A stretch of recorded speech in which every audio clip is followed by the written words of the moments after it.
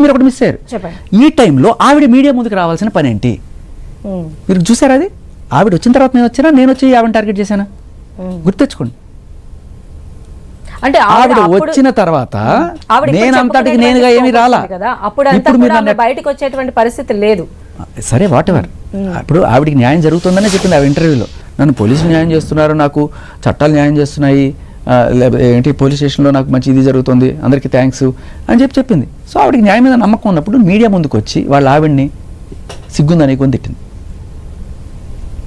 Okay, so ఇదే కాకుండా చాలా ప్రశ్నలు లేవనెత్తింది అక్కడ. దాంట్లో కూడా నువ్వు అమ్మాయివే కదా, నన్ను ఎలాంటి క్వశ్చన్లు అడుగుతావని ఆ యాంకర్ని తిట్టింది. ఇలా చాలా క్వశ్చన్లు అడిగింది. సో ఆవిడ మీడియా ముఖంగా వచ్చి అడిగినప్పుడు ఒక డిబేట్లు జరుగుతాయి.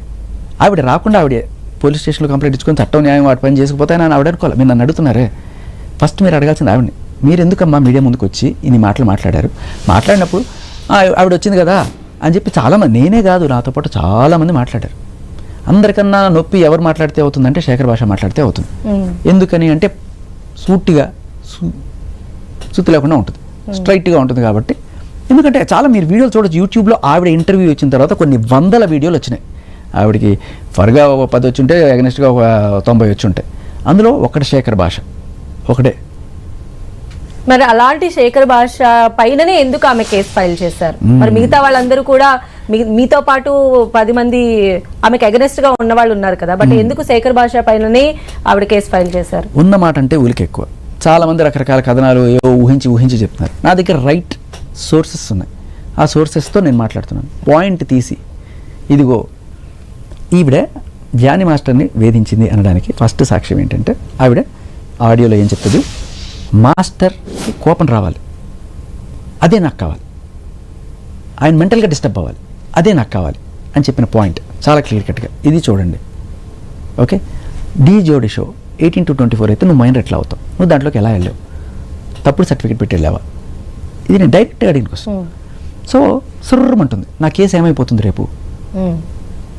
పెట్టిన దొంగ కేసు లేకపోతే ఏమన్నా అయిపోతే దీనికి అడ్డు తగులుతున్నది శేఖర్ భాష. వీడిని అడ్డు తొలగించుకోవాలి, వీడిని నోరు మోయించాలి అంటే కేసులు పెట్టాలి.